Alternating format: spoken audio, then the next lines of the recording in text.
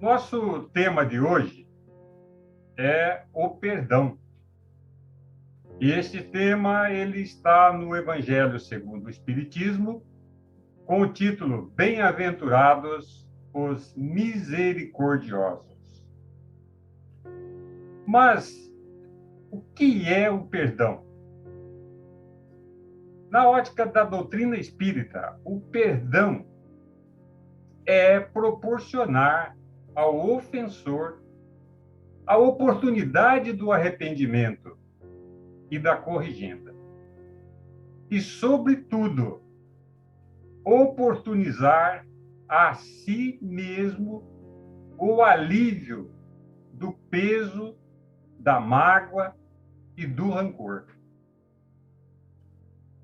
O perdão é o mais alto grau da caridade, sendo o resultado do treinamento da benevolência para com todos e da indulgência para as imperfeições dos outros.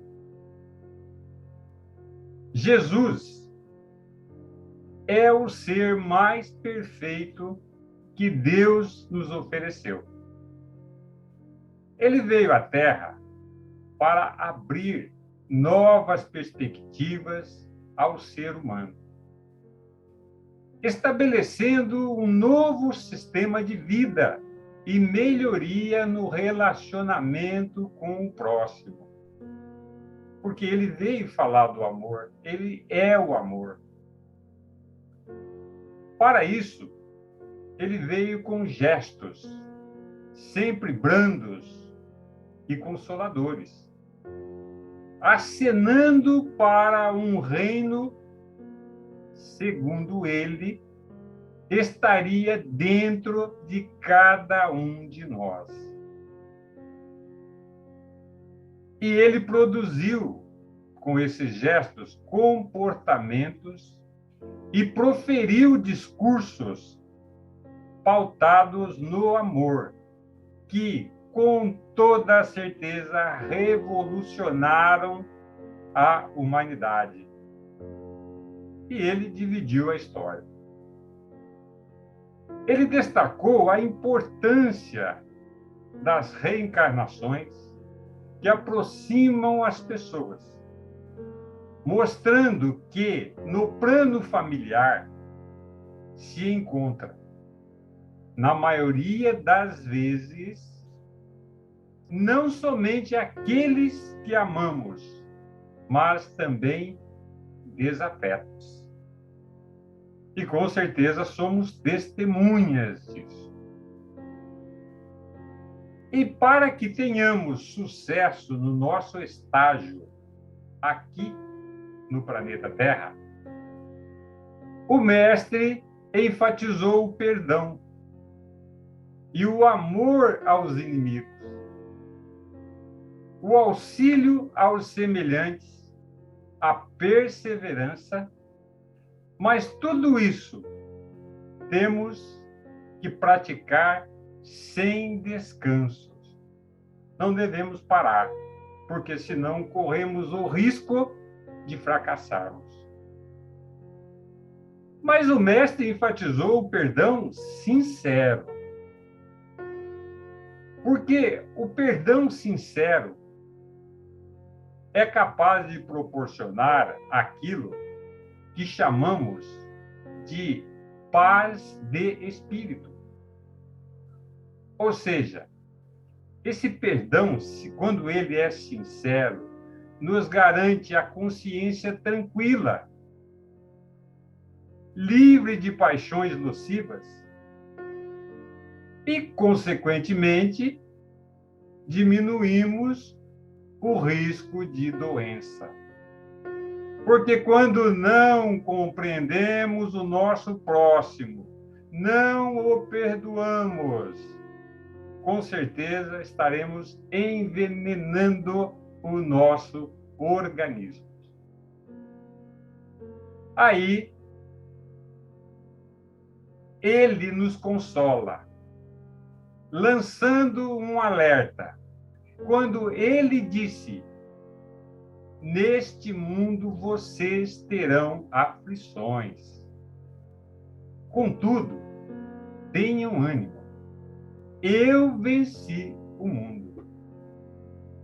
Ou seja, ele mostra a nossa responsabilidade, mas ele já vai também mostrando o caminho, vai nos consolando, mostrando-nos que é possível, que não devemos nos desesperarmos. E aí ele deixou a senha da boa convivência com o próximo quando disse: se perdoardes aos homens as ofensas que vos fazem, também vosso Pai Celestial vos perdoará. Se você não perdoar os homens as suas ofensas, também vosso Pai vos não perdoará as vossas ofensas. E em seguida ele nos dá o seguinte conselho: ora, se teu irmão pecar contra ti, vai e repreende-o entre ti e ele somente. Se te ouvir, você ganhou o seu irmão. E veja que ele fala que é entre ti e ele somente, ou seja, não na frente das pessoas. Não o deixe envergonhado. Faça entre você e ele e fique em segredo. Até é mais fácil, né, de conversar com alguém quando está a só, para mostrar o defeito dele, mas não ficar expondo aquilo, né, para os demais. Quando Jesus nos exortou ao perdão, não nos induzia exclusivamente ao aprimoramento moral, mas também ao reconforto íntimo, a fim de que possamos trabalhar e servir livremente na construção da própria felicidade. Porque quando nós nos perdoamos aquele que precisa tanto do nosso perdão, tanto quanto nós, ficamos livres das amarras. Fica mais fácil de cuidarmos de nós mesmos, do processo evolutivo. Porque não ficamos remoendo, cuidando da vida do próximo. Porque, através do perdão, impediremos a formação de inimigos. Isso é muito importante. Que esses inimigos poderiam surgir e aborrecer-nos indefinidamente, alentados por nossa aspereza ou intolerância. Se ele não ganha o perdão, nós estamos induzindo-o a caminhos escuros. Através do perdão, imunizaremos o campo sentimental daqueles que nos ferem contra emoções, ideias, palavras ou atitudes suscetíveis de marginalizá-los por nossa causa nos despinhadeiros da culpa. E para que possamos exercitar a paciência com o nosso próximo, o Cristo nos deixa a regra de ouro para não nos complicarmos quando nos depararmos com tais situações. Quando ele responde o questionamento de Pedro, quando Pedro o procurou e perguntou para Jesus o que ele deveria fazer, quantas vezes, Senhor, até quantas vezes pecará meu irmão contra mim e eu lhe perdoarei? Até 7. Aí Jesus nos deixa o grande exemplo. Falou para Pedro: não te digo que até 7, Pedro, mas quantas vezes forem necessário, ou seja, até 70 vezes 7. Aí Jesus, com essa resposta para Pedro, ele está nos mostrando a magnitude do perdão incondicional, sem limites, sem mágoas, sem ressentimentos, que devemos praticar em todos os dias na nossa caminhada. Nessa jornada infinita que estamos fazendo rumo à nossa perfeição relativa. Porque a nossa perfeição, ela vai ser relativa. No decorrer do nosso estágio aqui na Terra, deparamos com obstáculos. Às vezes, grandes problemas, né, do cotidiano, nos lares, no trabalho, na sociedade, por todos os lugares onde caminhamos. Quantas vezes nos deparamos com situações em que o próximo nos ofende, nos calunia e nos humilha? Quantas vezes? E muitas vezes fazem questão que seja na frente de outros. Quantas mágoas guardamos de irmãos menos esclarecidos ou de pessoas que acabam se descontrolando e descontando em nós toda a amargura que sente? Mas nada é por acaso, porque na lei do nosso Criador não existe o acaso. Tudo que nos cercam são as adversidades que nos fazem crescer. Se passamos por tais situações, é porque é necessário. Deus sabe das nossas necessidades. Elas nos fazem crescer. Só que tudo isso gera desequilíbrio em nós. E acaba que o perdão fica relegado ao esquecimento. E acabamos nos complicando com o nosso próximo que caminha aqui.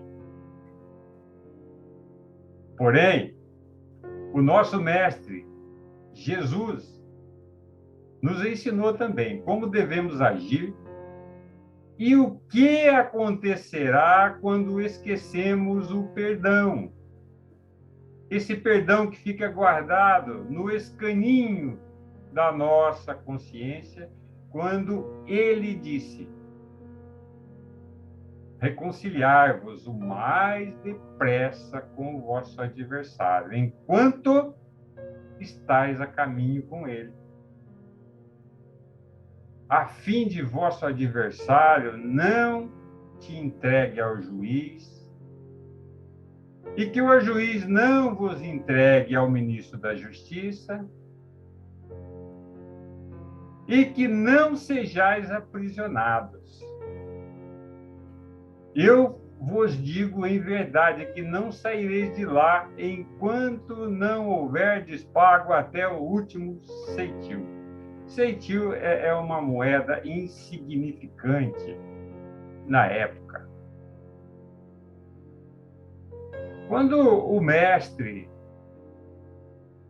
deixa esse grande ensinamento para voltarmos para a pátria espiritual, sem inimizades, sem inimigos, sem ressentimentos, ele está nos alertando que devemos nos reconciliar com os nossos adversários enquanto estamos caminhando lado a lado na condição de espíritos encarnados.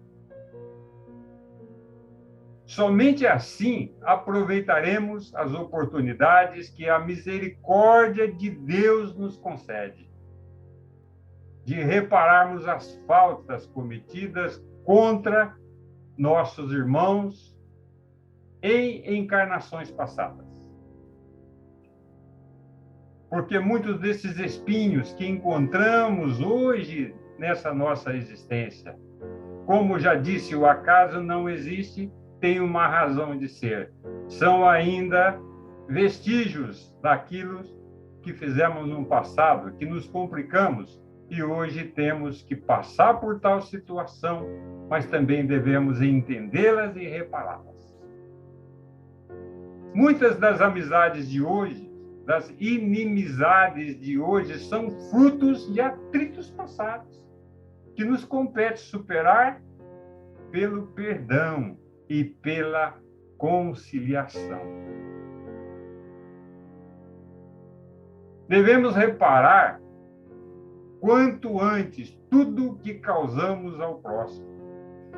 Perdoar os supostos inimigos e reconciliarmos-nos com eles, a fim de que, antes que a morte do corpo nos chegue, estejam apagados quaisquer motivos de mágoa, rancor ou vingança futura. Porque se não fizermos, aí vamos entrar em problemas futuros que temos que reparar. Por essa forma, de um inimigo encarnado neste mundo se pode fazer um amigo no plano espiritual. E é muito mais preferível fazer um amigo no plano espiritual do que ter um inimigo, porque o inimigo oculto, ele nos causa muito transtorno. Porque torna-se o inimigo invisível aos nossos olhos físicos. No capítulo 10 de O Evangelho segundo o Espiritismo, encontramos uma mensagem de Paulo que nos alerta. Paulo fala assim: ai daquele que diz, nunca perdoarei. E Paulo fala, pois esse estará anunciando a sua própria condenação. Quem sabe? Ele nos alerta, ele fala assim: quem sabe se, aliás, descendo vós mesmos, não foste o agressor? E realmente, Paulo está corretíssimo quando diz isso. Quem sabe se nessa luta que começa por um golpe de espinho e acaba por uma ruptura, não iniciaste o primeiro golpe? Se uma palavra ofensiva não se vos escapou?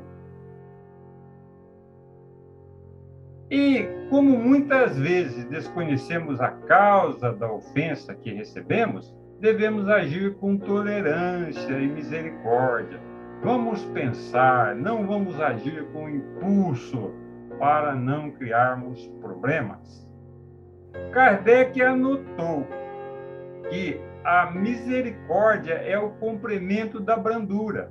Porquanto aquele que não for misericordioso não poderá ser brando e pacífico. A misericórdia consiste no esquecimento e no perdão das ofensas. Já o ódio e o rancor denotam alma sem elevação e nem grandeza. Vamos pensar nisso, porque estamos aqui para evoluirmos. O esquecimento das ofensas é próprio da alma elevada, que paira acima dos golpes que possam desferir. Já o ódio é ansioso, de sombria suscetibilidade e cheio de fel. A misericórdia, ela é calma, ela é mansidão e caridade. Então, ai daqueles que diz, nunca perdoarei. Esse, se não for condenado pelos homens, será condenado por Deus. Aquele que pede a Deus o perdão das faltas não obtém senão mudando de conduta. As boas ações são as melhores preces, porque os valem mais que palavras. Com que direito reclamamos perdão de nossas próprias faltas, se não perdoamos as do próximo? O nosso Mestre Jesus nos ensina que a misericórdia não deve ter limites. E nunca julgar. O julgamento precipitado pode vir a ser o fracasso da compreensão. Porque perdoar é, acima de tudo, a habilidade de compreender as dificuldades.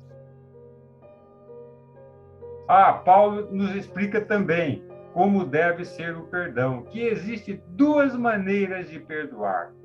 Uma que se faz apenas com os lábios, mas interiormente não se perdoou e, na verdade, deseja-se o afastamento do ofensor.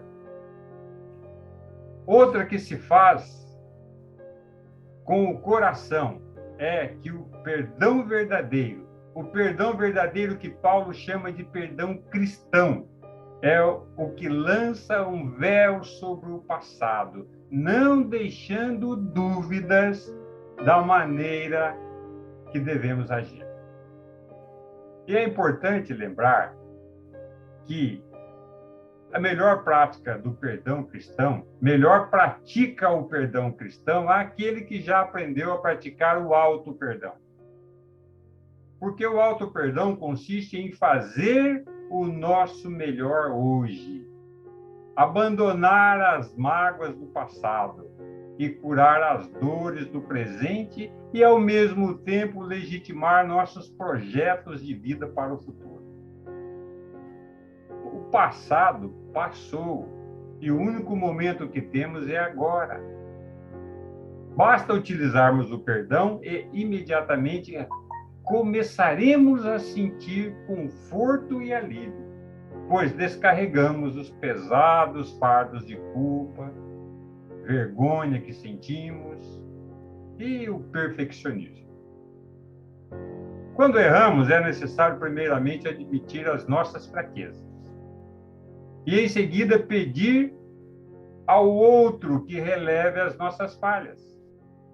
Somente a partir desse ponto é que começamos a desfazer as técnicas defensivas e a facilitar a boa comunicação, evitando assim a fuga do diálogo conciliador.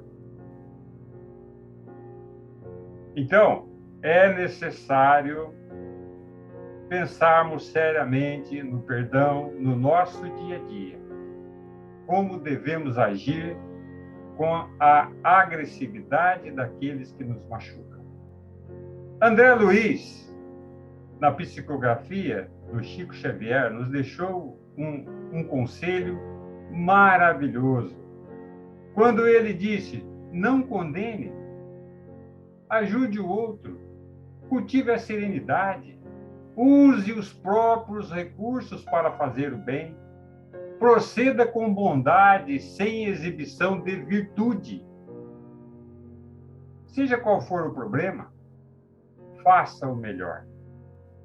Então, vamos pensar nesse problema que temos muita dificuldade em praticar o perdão. Vamos aprender com o Cristo.